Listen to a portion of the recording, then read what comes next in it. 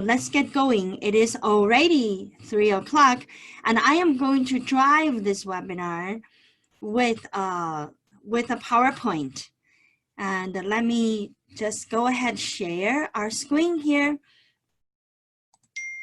And I know some of you are new to my webinar, have not seen your name in the past. No problem. And we will get to know each other from now. So what we're covering today is about CARES Act. Okay, this thing came out in March and has a lot of things you know, but also have a lot of things that you should know even before you file your 2019 tax return. Okay, and a brief introduction of myself. My name is Ying Sa. Everybody call me Ying. And I sit on a national advisory board for IRS. It's called National Taxpayer Advocacy Panel. It is not it's a volunteer position. It's been selected by IRS. So kind of give you that credential, and that's me. I am pretty proud of with the accomplishment I have in my career. And I also written a book. You see that is called Appointment with Ying at 8 a.m. And it is a book that is coming out of a real life stories. It is my collection of business appointment that I have with people. I simply compile them together and to give you an idea of how to start a business, how to be more efficient, how to be smart when you start a business. And I am working on my second book called Appointment with Ying at 10 a.m., which is called Developing Your Business. So that one gives you a understanding of COVID-19 and the things that happens while you are having your business. It will be fun. And just watch that to come in. I promised myself to have that done by the end of this year. Boy, I try not to break my promise, right? One thing I also want to show you, which is important, all the webinars we have a lot of good webinars in the past. There's about over 100 webinars on YouTube. So go to Community CPA channel in YouTube and you'll find us. And over there, you can find today's webinar as well. And of course, it's also on Facebook. So to really find us, it is really easy. And my best place I see people go to is YouTube. They really click into the webinars. You don't have to watch the webinars. You can drive, turn it on and listen. And I think my explanation is very plain, and I really don't try to make people dizzy. My job is to make you be as good as I am. If you can do that, and then that helps us because we have so many needs are out there and we're not even enough. And it's one firm is not enough. We need more people to understand so we can level the playing field. You don't want those tax incentives only goes to the wealthy, the richest. Okay. Now, disclaimer, and I am learning just like you. So I try to learn as much as I can, but doesn't mean I'm 100% correct. If you listen to my webinar before, listen to today, there will be things that I change them because situation changes, maybe even my understanding changes. So make sure that you take my webinar with a grain of salt, okay? Now, let's just dive into it. Today, we'll cover 16 points. And the previous, I have the similar webinar, and I was covering 13 points because there was a couple of points I thought it was not important, but I decided to put in here, okay? So 16 points. And what we're talking about today is all about CARES Act. So this act came to be effective on March 27th. Normally, when Tax Act came out, it affects you from the time they came out, 2020, and the future, but not right now. That's not the case. This time, the Tax Act came out and it affects all the way to 2014, okay? You hear me? Yes, 2014. And so 6 points for individual, 10 points for business. That's why I'm telling you that maybe you should wait until you understand all of this before you go for 2019 filing. Individual number one, that is a stimulus check you get for $1,200, okay? And that is probably the best known CARES Act. There are people in US doesn't know anything else. They don't have business, they have a job, and maybe the job got them steady income, so they have no need to know anything, so they just got that $1,200 check. Or a couple, $2,400, with kid, $500 more. So those are what they have. But there are also people got laid off, and they sort of know that in unemployment, right? So we're really living in our own environment, and whatever we are exposed to, that's what we understand. So in my talking here, I try to give you a real life examples. So now, right here, and you want to consider your 2019 tax return. Let's say you have a kid who is 19 years old. Let's say you're 19 years old was helping doing some handyman's works, helping your brother-in-laws to do some business, and made $10,000 income. In the past, you always include that 19 years old in your tax return because he's still going to school, going to college. Who knows? The college didn't really work, and with the pandemic, and you're not sure what he does in the future. But anyway, you're filing 2019. Consider to leave your kid off your tax return so he can get that $1,200 stimulus check. Otherwise, he's not even qualified to get a $500 because he's too old, okay? And so these are the things I want you to consider before you file your simple 1040. Number two, retirement funds, 401ks, IRA.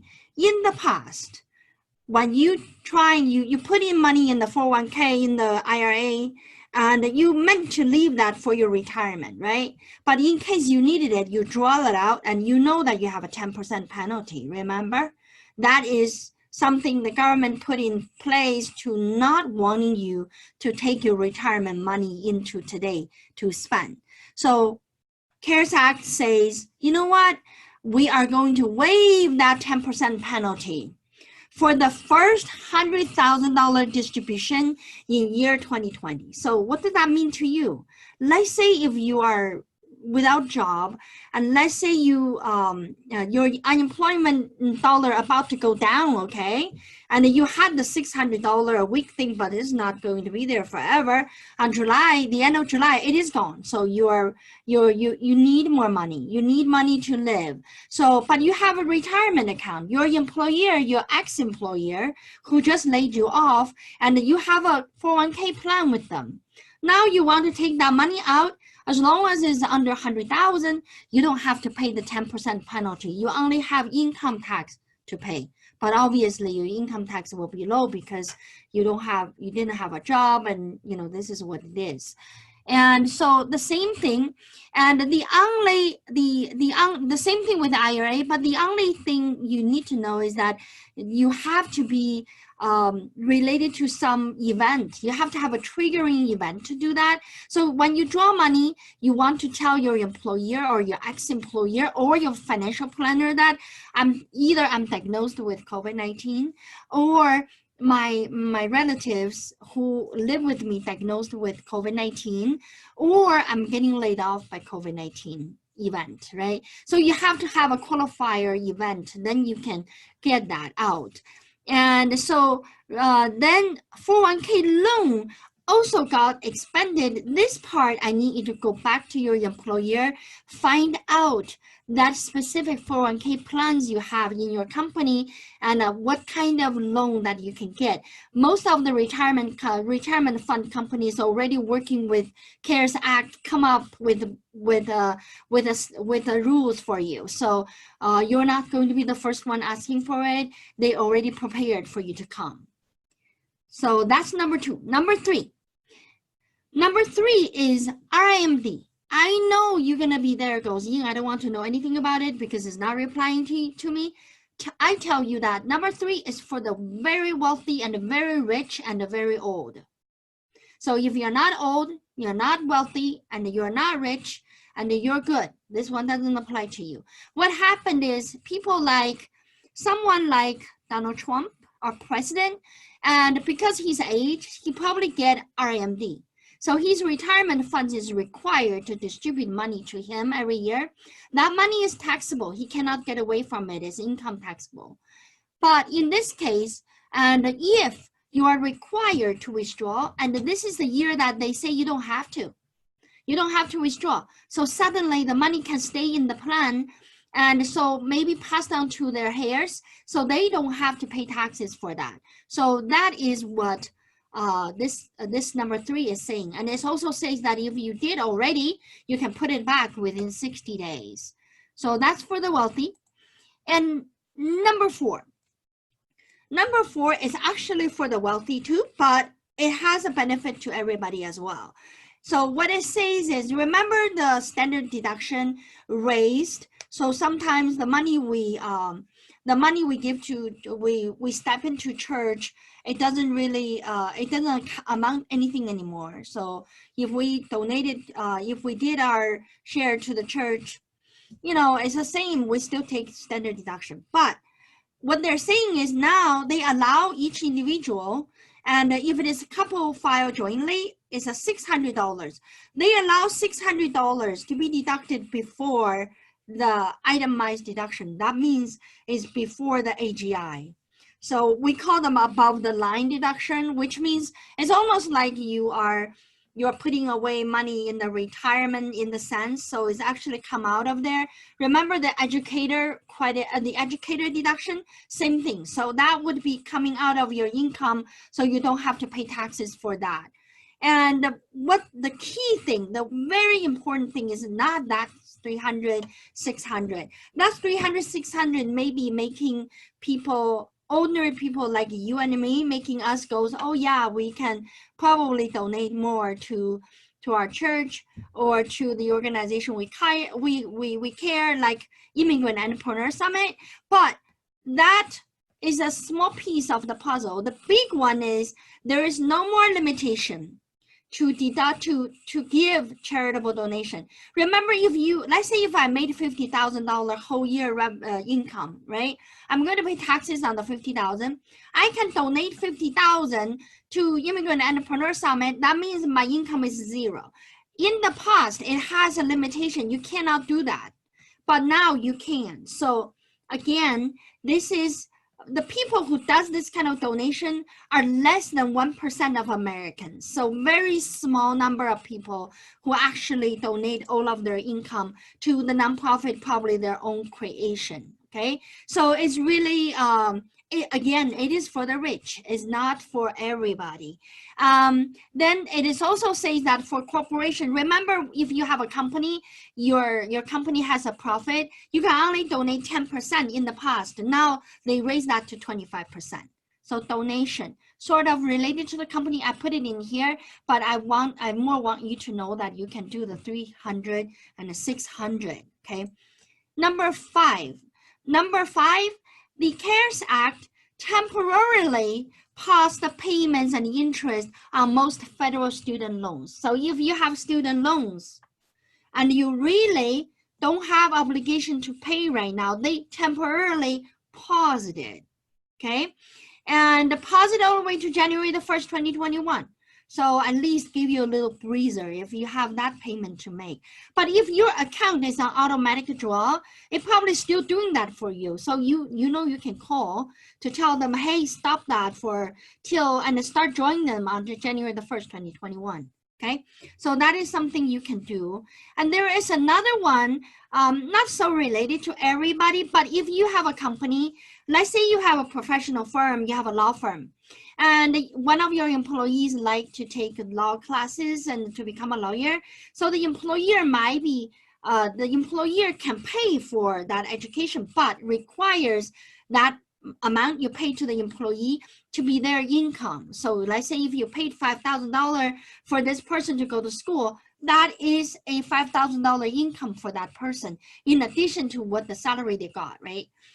But in this case, what the CARES Act says that the employer, the company can deduct the money and don't have to add onto the employee's income. So that is a new thing. And I think if you understand, if you are also an individual and you are also a company owner, and then you know how to work it out, okay? The last piece for individual, number 6. So this is for, you know how sometimes you have a high deductible medical insurance, then you put aside the HI, what do you call that? I suddenly forgot the name. It is a saving account. It is a medical care saving account, HSA. So you have that. And remember, you can only pay that with, you can only go to pay the copay and the medicine, whatever that costs you out of there. Do you know that the CARES Act said that you can also use that to pay for adult diapers and your pads and, you know, those they call that menstrual care products. What does that mean? That's a lot of things. So you can buy that, use that card now, use that saving amount. So you, not just your glasses and stuff like that, you can use that in Walgreens to buy those things. So that is something I need you to know. And you also need to know that it is also allow you to have what we call online care. Like you see doctors online, you don't need to pay copay, okay? So that is also part of that. So I added this number 6 because last time when I was doing similar seminars, I didn't mention that. I thought it's good to mention. You know, also we don't want to talk about menstrual care products in great details, and you know what I'm talking about. So, you know, keep in mind, if you are calling in the doctor, seeing doctor online, and you should not be paying copay, okay? That's a saving, right? You shouldn't go there because too much virus going on right now. Now, these 6 are the individual. So I'm kind of done with the individual CARES Act incentives. Let's go for PPP. That is my number 1 in business. So in business, I have 10 of them. And the number 1 PPP, you know what that is, right? If you are the one sitting there telling me that, oh, Ying, I still haven't really got PPP for my business yet, and I don't even know what to call you. I just think that you're okay. I care about you, so I'm not going to say you're silly, but you're irresponsible. You're irresponsible to your business. You should apply for that. And it's available till August 8th. You still have time. All right. And not to spend too much time on PPP because we have a special webinars that explore PPP, and you want to know that you really need to go to apply for PPP. And there's a lot of reasons why PPP is there for business. It's not because the government think that just giving you money is a great deed they do. It's not. It is necessity. PPP is a survival tip. Survival, it's like lifesavers in the ocean. So you need that, okay? Number two, so PPP is 1, that's under CARES Act. And number 2 is what we call the employee retention credit. Employee retention credit is like a twin sister with PPP, but they are not getting along. So if you have PPP, you don't have this. If you have this, you don't have PPP. So most of the company, if you had a PPP already, you are not qualified for the employee retention credit. What it does is actually a very good one too. And this one to kind of to give you a general understanding. Let's say if you didn't have PPP, because you're in 2019 you were losing money, and because in 2020 January, February you don't have payroll, so you just end up don't have PPP, okay? But you can use this one. And now you say, well, even though I wasn't making money in 2019, I have no employee in the first quarter, but with pandemic, I'm actually booming. I'm actually doing a lot more business. So I have employee now. Tell me, am I going to have the employee retention credit? So this is the catch it. This is the eligibility requirement. The operation of its trade and business fully or partially suspended. Okay, so you are doing good, even though the state has a suspension and the shelter in place. As long as you have that in place, you have that condition exist, you're qualified for retention credit. Okay, if you look at my slides, there's eligibility of two things, right? One is operation of its trade and business fully or partially suspended. Fully or partially suspended. You don't have to suspend all of it, partially suspended. For example, capacity was partially suspended, right? You can only see 10 people instead of 50 people in your place. And then you see the two conditions are a relationship or. Did you see that or right there? Like it's right here. I don't know whether you can see my mouse. See that or? That means two conditions don't have to coexist. As long as one existed, you're qualified for that. So let's say my business is booming. So I don't qualify for the second one because second one says has to be 50% of grocery receipt lower, 50% lower. What if I'm not? But it is partially suspended, so I can qualify for retention credit. The rough calculation of retention credit, it is the payroll taxes that you paid. You get it back. You just simply don't pay. But how much do you get it back? You get it back of per employee up to 10,000 maximum. So you need to calculate that as a 50% of your employee pay. So you will have that math calculation. Then you can apply for that. It's applied under 7200. It's a new form came out.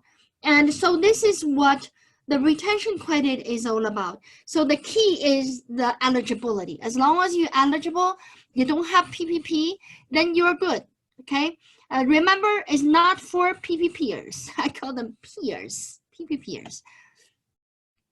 So that's number 2.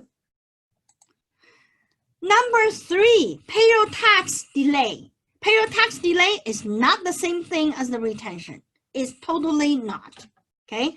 So what is here is the CARES Act says that, well, I know you employer, you pay a lot of 941 taxes, but I allow you to not pay that 6.2% employer portion. You can hold on to that. You hold on to that from the second quarter, third quarter, fourth quarter, and then you pay 50% in 2021, another 50% of that in 2022. What a mess. I feel sorry for accountants. I don't know what accounting gonna do, but in our firm, we established balance sheet account to account for those weirdos, but it is a benefit for you. If you're short of cash, of course you should take, considering that.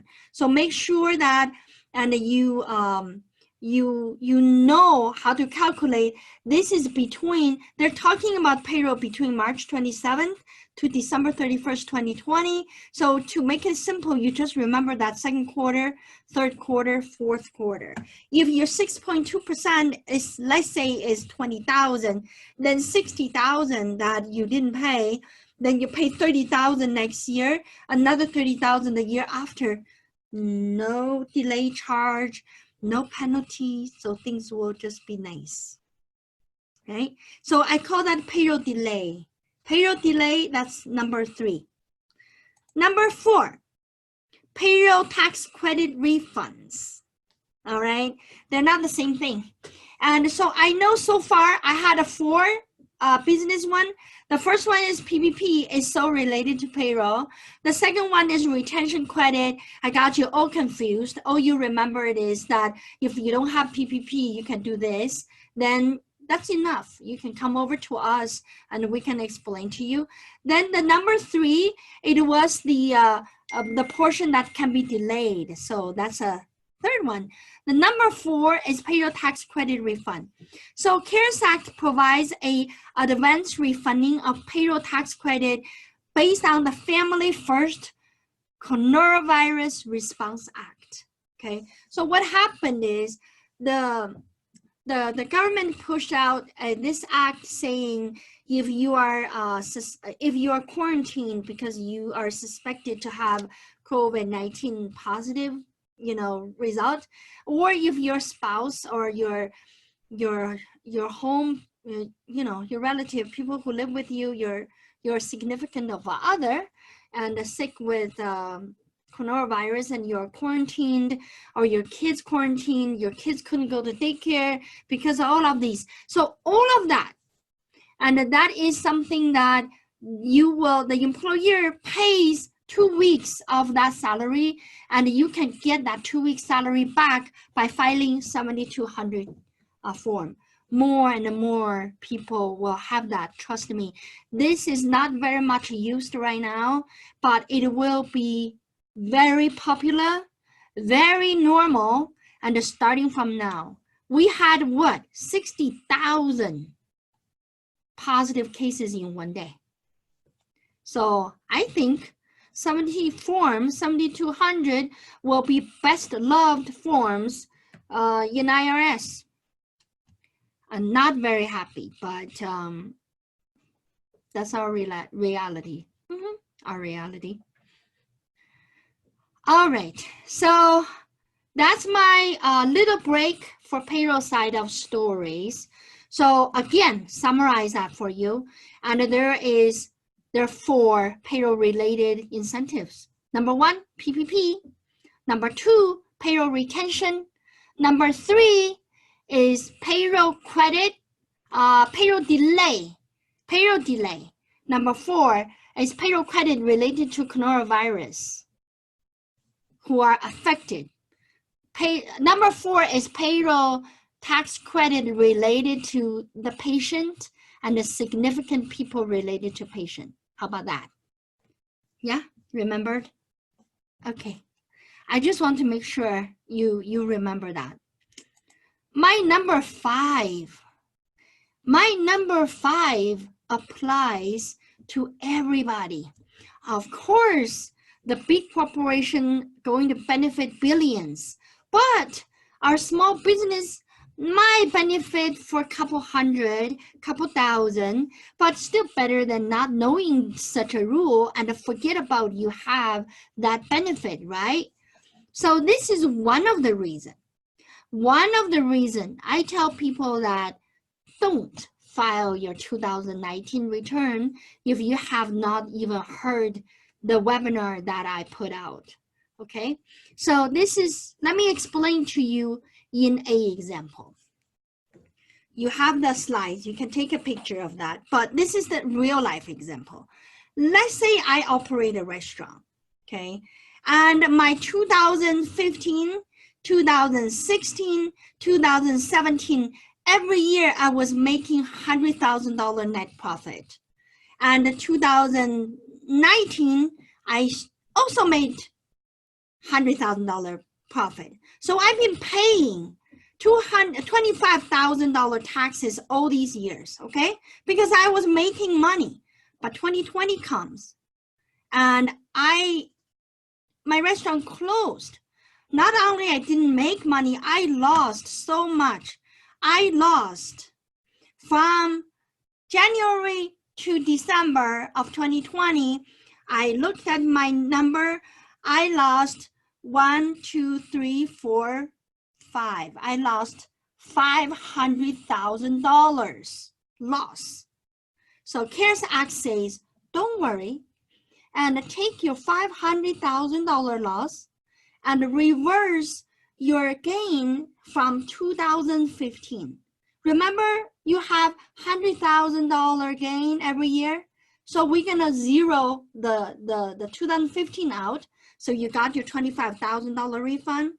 We're gonna reverse another $100,000 out. You got another $25,000 refund. Let's reverse 2016 out. I got another $25,000 refund. Let's reverse 17 out. So I got my taxes back, 18 back. So I got $125,000 total tax refund because my loss in 2020. So this is number 5. Number 5 says you can go back to even out your loss, so get your taxes back, okay? And know that Trump was, when Trump passed the Job Act in 2018, that was eliminated. You cannot do that, all right? So now the CARES Act came back, reversed it. So now, ladies and gentlemen, you have your 2020 laws to go back to 2015. Actually, I think 2020 go back to 2016. And the 2019 CARES Act also said, if you have a loss in 2019, you can go back to 2015. If you have loss in 2018, okay, you can go back to 2014. Okay, we opened up 2018, 19, 20 for you to go back to get your money back. Okay, help you with cash flow. So I hope I have explained that to you really clearly. And if you don't think the number 5 you understand, and just go to your tax return, go to your business tax return or Schedule C, whatever you have, and look at whether you have a loss or not. If you have a loss within 18, 19, 20, you know that you can get your loss back, basically. And of course, giving condition that you did make money, pay taxes before, okay? So number 5. I think I'm good with number 5. I'm going on for number 6. All right. So the Tax Act, Job Act, the one that came out in 2018, and limit the loss.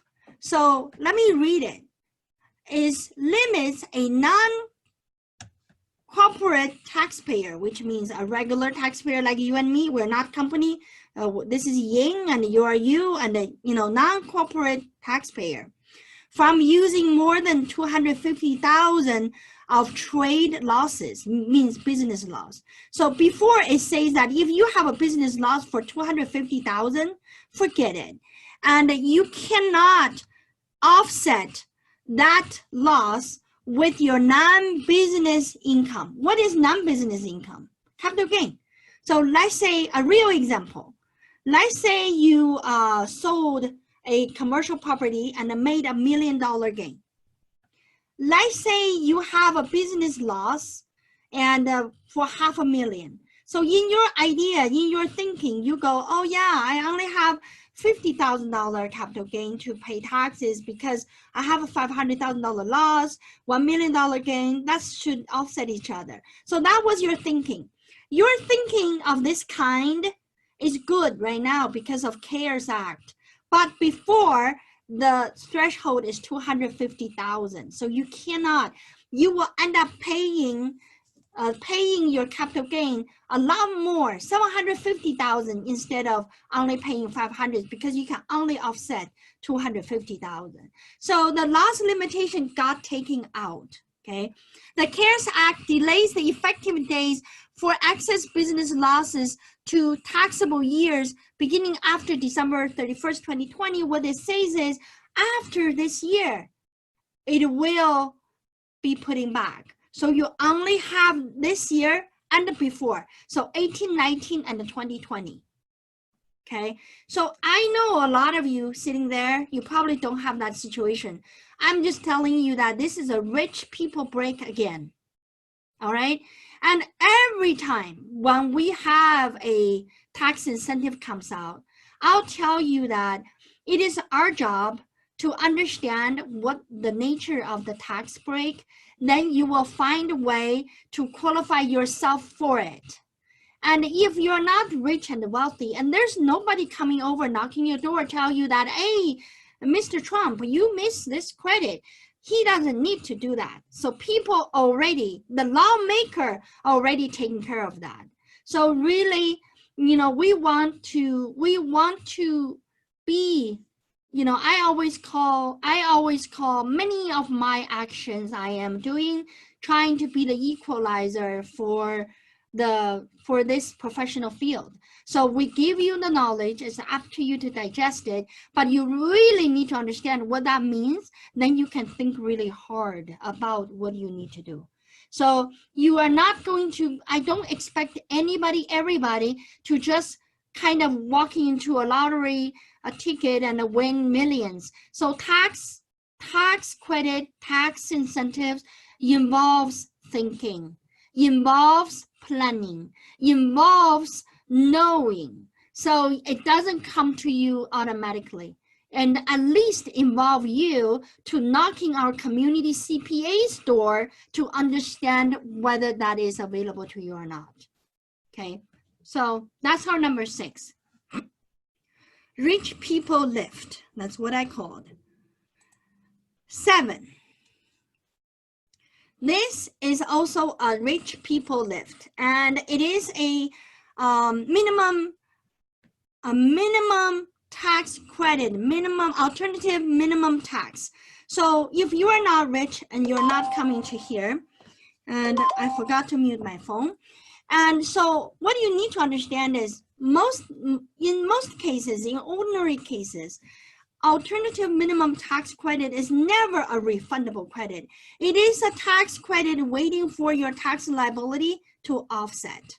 Okay, it doesn't go away, it's still there, but it doesn't really turn into cash. So what happened to CARES Act is they said that, oh, you know, if you have alternative minimum tax, and normally the Job Act made it 4 years. You can take it in 4 years time from 2018 to 2021. So Job Act says, oh, no, you can do it right now in one full amount, and it's a refundable. So it's becoming this, which I call it offsetting credit, becoming a cash refund. So this is the huge benefit for large corporation, rich corporations. So it's a big business, rich individuals benefit again. Okay, I would say that out of my over 9,000 clients, and I cannot think of one right now that would use this. So that's how rare that is. That is how we are not there yet. Okay, Ying is not there. And if you're looking up to me, you're probably not there either, but we want to understand what that is. So we knew if that ever happened to us, or for me, if there is ever a big business decided Community CPA is such a great place for them to be, so I can be smart and tell them that, oh yeah, I know that one, right? So self-serving. Business number 8. This is also a very much used tool by large corporations. So small businesses, we don't really come up with this limitation because we're never there. And let's say if a large company acquired another large company, because of the loans and things like equity loans and everything going on, they would end up with a huge interest expense. And in the past, the interest expense is limited to 30% of a special calculation. This special calculation, they call them adjusted taxable income. It's a new concept just for, mainly for that 30% use. But now they move that to 50%. So that just means that they can get a lot more deduction so they don't have to pay taxes. So that's a rich people tax again, and a rich people, large corporation with a lot of loans, that the interest is, is a huge amount. When I say huge amount, I'm talking about over millions. So that's how people use this tax incentives. So our number 9, okay, remember there was a number 5. I spent a lot of time talking about net operating loss, right? Just in case you don't remember number 5, I am going back there because you have to understand. This is the one, the net operating loss, okay? And so number 5, I want you to understand, know that don't file your 2019 if you don't know whether you can utilize that. But, if you tell me that, oh, Ying, then I'm coming to you today and you figure that out, and please, and I mean, July 15 is the due date.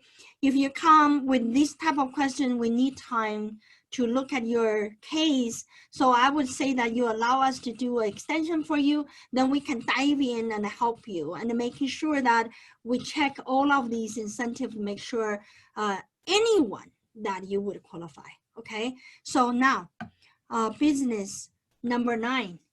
This is a big one too.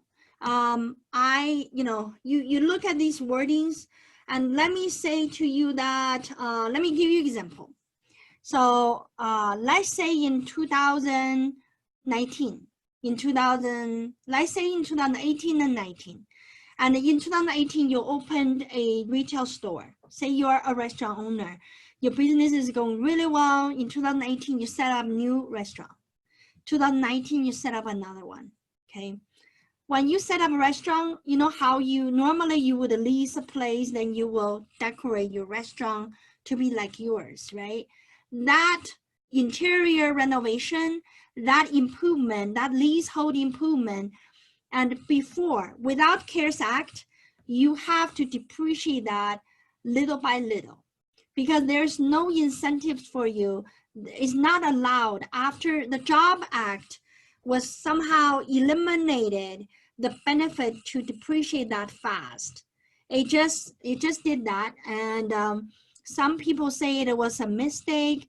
It was an accident. It was not planned, and I don't even care. But the fact is, they disallowed it. So the software company, the tax software company, already made your program to not allow you to depreciate it fast, because you are not qualified for the improvement property. You're not a qualified improvement property anymore. And if we don't have COVID-19, but with CARES Act, it retroactively reversed what happened in the Job Act. So they're saying now your renovation of that 2018 property, remember you spent $250,000 to do that, and you know that you can write that whole thing off in one shot. Okay, 2019, oh, you spent $300,000 on it. Sure, we can write off that as well. Okay, so did you hear me? So if you are filing 2019 tax return with the software hasn't even updated for CARES Act, you know what's gonna happen to you? You're using the old rules to do your taxes. So of course you're gonna end up paying taxes, and you don't even have money to pay taxes because you just spent $300,000 to renovate your store and couldn't even open. And you just cannot, you don't make money. You already put in $300,000. Here's your tax preparer goes, wow, you know, congratulations, and you owe another $50,000 to IRS, to Uncle Sam, to Uncle Sam. Okay, so that is where you will end up on the cash flow. So knowing that now it changed. So the CARES Act adjusted depreciable life of qualified improvement property from 39 years to 15 years, and thereby making it bonus eligible property. Thereby you can apply to deduct it fast. Okay, then what happened if you say, well, Ying, that's great, but my 2018 taxes I already filed it, and I already lost the deduction. I remember my tax preparer was telling me that I cannot do it, and I didn't understand why. And of course, that was the first year the law changed, so nobody really knows what's going on. So now what to do? You can make adjustment now for 2018. So that adjustment you need to make, it is on form 3115. Okay, but of course, if you didn't file your 2019, don't you want to file it right at the first time instead of going through all these hoops and jumping and to get to where you should be? So make sure that you don't file your taxes without knowing whether you're really ready, you're really understood all of these rules and regulations first. Okay, so that's my business number 9. And the business number 10, it is really not apply. I look at it, I look at my attendees today, don't think that would apply to you, but I will give you that slides. I just want you to say that the government has taken, the Treasury have decided to not charge excess taxes for some industries. So those are airlines, alcohol usage businesses. So there's some tax savings to help with COVID-19. You know, airlines, we know they need a government to bail them out. So this is just one of the small bailing. And then, you know, alcohol usage for sanitizers, those are the things everybody need. So the government is giving that incentives. So now so this is the end of my slides. So my last one is about my webinar, because I talk on Saturday, 3 p.m. I always choose I always try to choose the webinar that the topic that really help us, really is essential for today. So you can always catch me to give you something really meaningful